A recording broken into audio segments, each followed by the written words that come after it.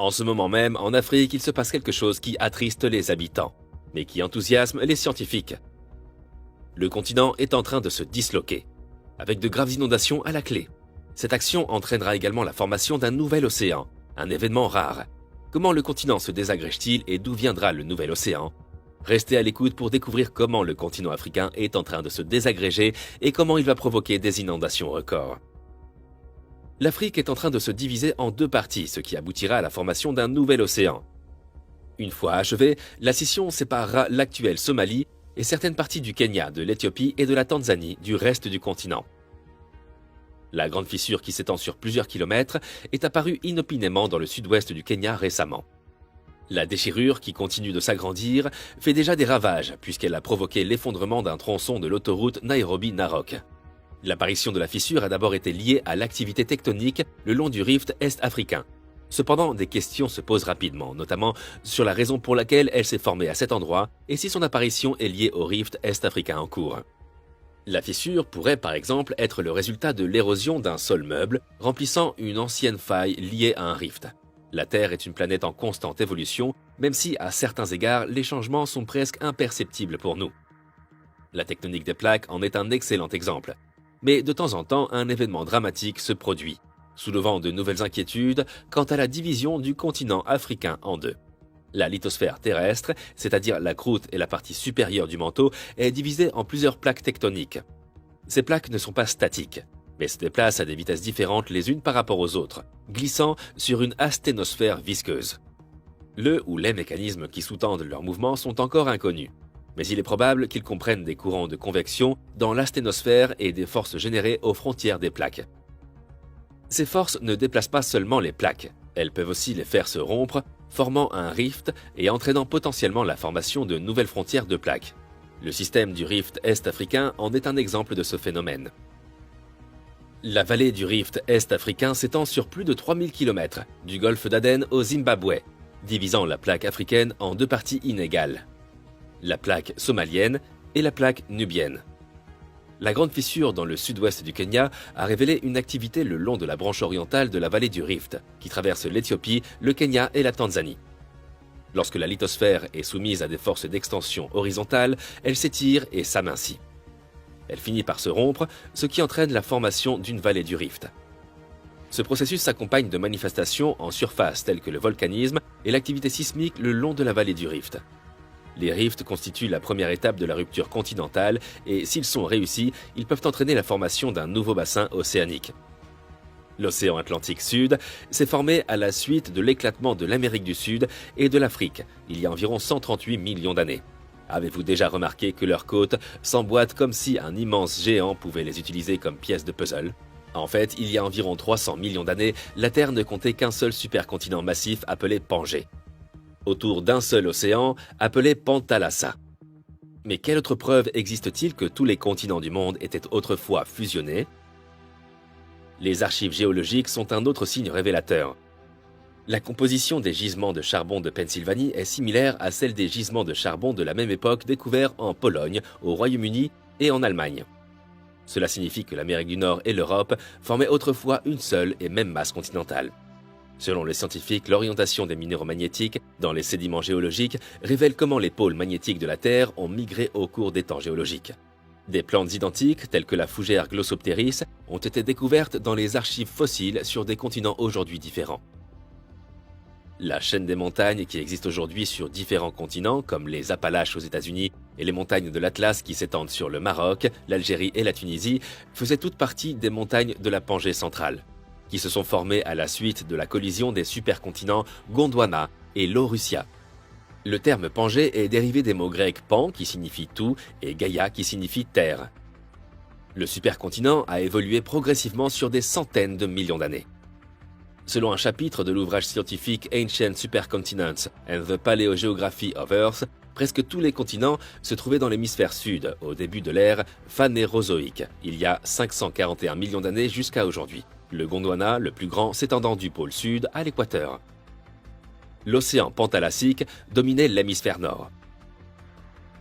Un autre océan, entre les paléocontinents Laurentia, Baltica et Gondwana, a commencé à se fermer pendant l'Ordovicien il y a 485 à 444 millions d'années, puis a disparu pendant le Silurien, il y a 444 à 419 millions d'années, lorsque le Baltica et Avalonia sont entrés en collision avec Laurentia pour former l'Aurussia. Enfin, il y a environ 320 millions d'années, le Gondwana, la Laurussia et les terranes intermédiaires sont entrés en collision pour former le supercontinent Pangée. Cependant, la Pangée n'était pas le mégalith que la plupart des gens croient. Elle n'a jamais englobé tous les continents en même temps. Par exemple, pendant le Carbonifère, il y a 359 à 299 millions d'années, l'océan Paléotitis, à l'est de la Pangée, est resté large et a servi de barrière entre le supercontinent et un certain nombre de grands terranes asiatiques indépendants, dont le Tarim, la Chine du Nord, la Chine du Sud et l'Anami. Au cours de la période permienne, il y a 299 à 251 millions d'années, de nombreux anciens terranes périgondwaniens ont dérivé de la marge nord-est du Gondwana, donnant le coup d'envoi à l'ouverture de l'océan Néothétis. Entre 195 et 170 millions d'années, la Pangée s'est disloquée en plusieurs phases. La rupture a commencé il y a environ 195 millions d'années, au début du Jurassique, lorsque l'océan Atlantique central s'est ouvert. Le supercontinent s'est surtout fracturé le long des sutures précédentes. Le Gondwana, c'est-à-dire l'Afrique, l'Amérique du Sud, l'Antarctique, l'Inde et l'Australie, s'est d'abord séparé de la Laurasie, c'est-à-dire de l'Eurasie et de l'Amérique du Nord. Puis, il y a environ 150 millions d'années, le Gondwana s'est désintégré. L'Inde s'est séparée de l'Antarctique et l'Afrique et l'Amérique du Sud se sont divisées. L'Amérique du Nord s'est séparée de l'Eurasie il y a environ 60 millions d'années. Même sans la scission de l'Afrique, il est peu probable que la configuration actuelle des continents soit la dernière. Plusieurs supercontinents se sont formés au cours de l'histoire de la Terre, avant de se scinder en de nouveaux continents. Par exemple, l'Australie empiète actuellement sur l'Asie et la partie orientale de l'Afrique se sépare progressivement du reste du continent. Selon une étude, les supercontinents semblent se produire tous les 750 millions d'années. Si l'on en croit l'émergence des autres supercontinents, au cours du supérion précambrien, il y a 4,5 milliards à 541 millions d'années. La plupart des scientifiques pensent que le cycle des supercontinents est largement déterminé par la dynamique de la circulation dans le manteau. Mais au-delà, les détails deviennent flous. Si la chaleur qui se forme dans le manteau est très probablement due à la désintégration radioactive d'éléments instables tels que l'uranium, les scientifiques ne s'accordent pas sur la question de savoir si le manteau présente des mini-poches de flux de chaleur, ou si l'ensemble de la coquille n'est qu'un grand tapis roulant thermique. L'existence de forces d'extension suffisamment fortes pour briser la lithosphère est nécessaire à la formation d'un rift continental. Le rift est-africain est considéré comme un rift actif, la source de ces contraintes étant le mouvement du manteau sous-jacent. La remontée d'un important panache mantélique sous ce rift fait remonter la lithosphère qui s'affaiblit sous l'effet de l'augmentation de la température, s'étire et se brise sous l'effet de la formation des failles. Les données géophysiques ont mis en évidence l'existence de ce panache mantélique plus chaud que la normale, que l'on appelle communément la superpoussée africaine. Ce superplume est non seulement largement accepté comme source des forces d'arrachement qui entraînent la formation des vallées de rift, mais il a également été utilisé pour expliquer la topographie anormalement élevée des plateaux d'Afrique australe et d'Afrique de l'Est.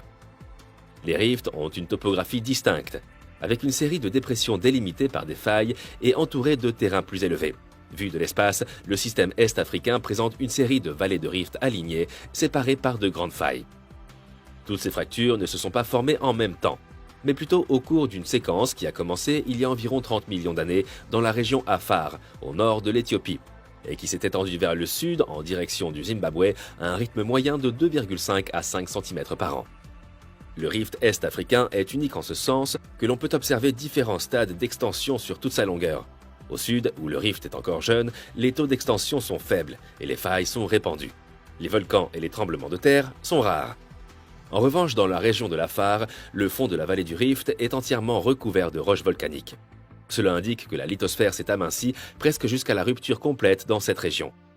Lorsque cela se produira, la solidification du magma dans l'espace créé par la rupture des plaques commencera à former un nouvel océan. L'étalement du plancher océanique progressera finalement sur toute la longueur de la faille pendant des dizaines de millions d'années. L'océan s'engouffrera dans la brèche, réduisant le continent africain et créant une grande île dans l'océan Indien, comprenant des parties de l'Éthiopie, de la Somalie, y compris la Corne de l'Afrique. Des événements dramatiques tels que la rupture soudaine de failles par une autoroute peuvent accentuer l'urgence d'une fracture continentale. Cependant, l'écartement est un processus très lent qui, la plupart du temps, divise l'Afrique sans que personne ne s'en aperçoive. Bien que la plupart de ces mouvements soient imperceptibles, la formation de nouvelles failles, fissures et craquelures, ou la reprise des mouvements le long des failles anciennes lorsque les plaques nubiennes et somaliennes continuent de s'écarter, peuvent provoquer des tremblements de terre.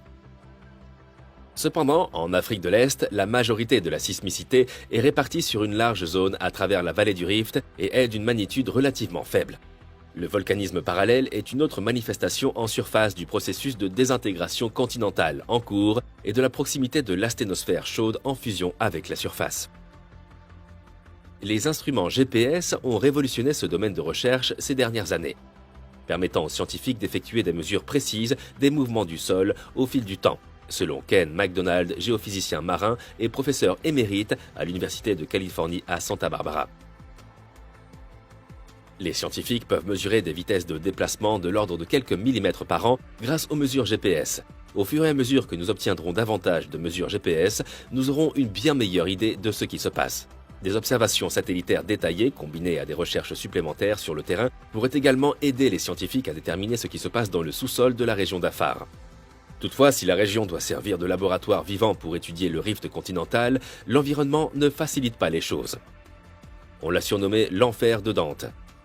L'Afar possède la ville habitée la plus chaude de la planète. Les températures atteignent souvent les 55 degrés Celsius pendant la journée et chutent à 35 degrés la nuit. Le travail de terrain de certains scientifiques s'est concentré sur une fissure massive de 55 km apparue dans le désert éthiopien en 2005. Selon eux, cette violente fissure équivaut à plusieurs centaines d'années de mouvement de la plaque tectonique en quelques jours seulement. Quelles seront, selon vous, les conséquences de la division de l'Afrique en deux? Faites-nous part de vos réflexions dans la section des commentaires ci-dessous.